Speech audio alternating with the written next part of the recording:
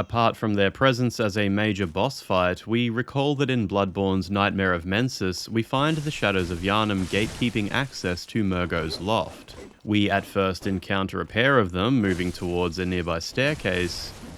Meanwhile, a third stands at a balcony and will throw flames down at the hunter.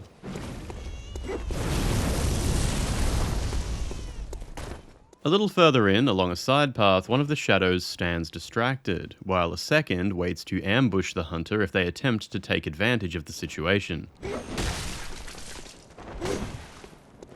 And finally, a group of 4 patrols the larger staircase leading down from Murgo's loft. As previously mentioned, earlier in Bloodborne's development, the Shadows of Yharnam were not actually used as a boss encounter. However, their appearance here in the lead up to Murgo's loft had already been implemented as the only location in which they would be found, though their design and layout were somewhat different at that time.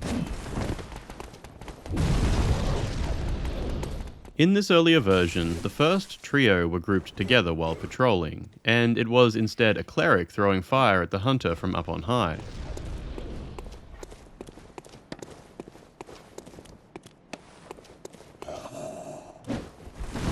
Further in, a group of 5 began their patrol just beyond the first staircase, and moved forward through the open space ahead.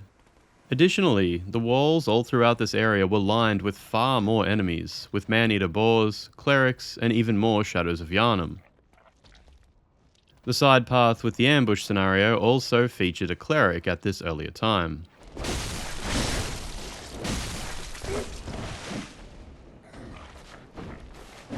In fighting the Shadows of Yharnam, there were some interesting differences to be seen as well.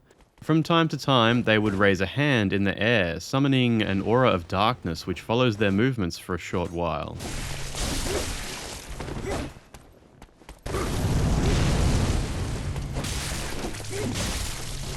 An AI behavior also existed at this time which allowed them to become invisible, though they were never set up to actually use this ability during combat.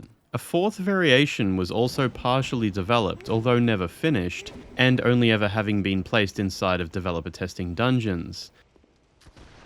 This one would have switched between 2 modes of combat, those being a sword fighting style, and the ability to use a rifle at long range, the latter of which was never completed, missing textures, effects, and some amount of logic before being wholly abandoned.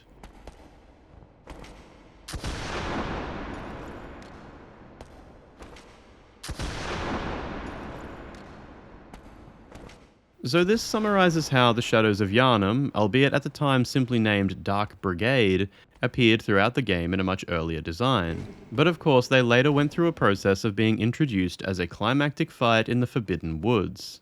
This change occurred incrementally, so let's start by taking a look at the earliest version of the Shadows of Yharnam boss encounter.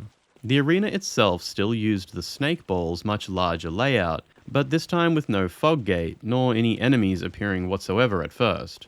Passing through, we would have come to a large locked door at the far end of the arena.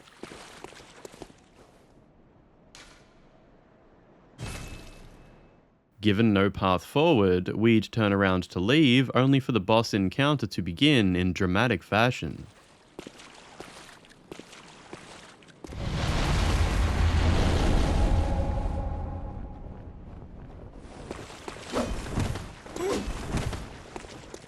Let's take a look at a few details of how this earlier version of the fight played out. Among the myriad differences in this encounter when compared to the retail version of Bloodborne, instead of fireballs, we see here that the orb-wielding enemy can inflict frenzy upon the hunter by launching a cloud of messengers in their direction.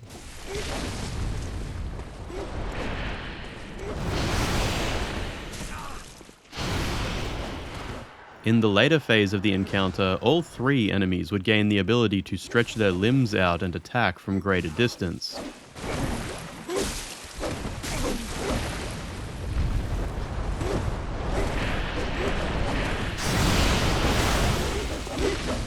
We also see that the animation for summoning underground snakes was somewhat different, with the Shadows of Yharnam reaching into the sky instead of placing their hands on the ground.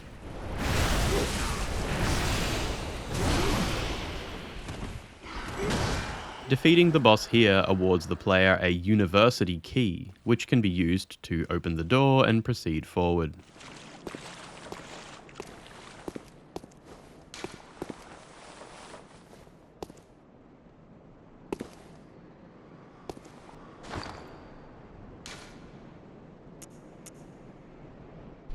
A short time later, the boss encounter made some progress in development to becoming much more in line with what we would find in the finished version.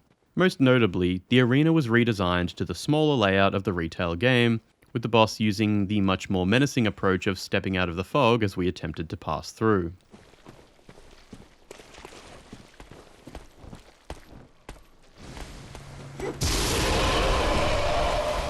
The orb-wielding enemy no longer launched a cloud of frenzy messengers at the hunter, but instead used an executioner's glove attack, sending out 3 red screaming skulls. One interesting detail is that we see here From Software began to experiment with implementing English language translations for the Shadows of Yharnam at this time, at first calling them Secret Watcher.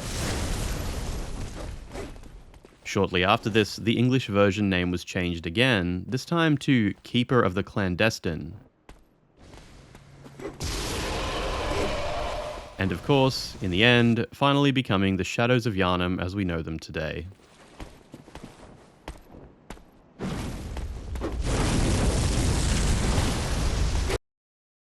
Thank you for watching. If you enjoyed this video and would like to support the ongoing work you've seen here today, please consider making a once-off donation by clicking the Thanks button below this video, or becoming an ongoing supporter using the Join button. You can find more ways to follow and support this work in the description, and in the meantime, thanks for watching, I'll see you next time.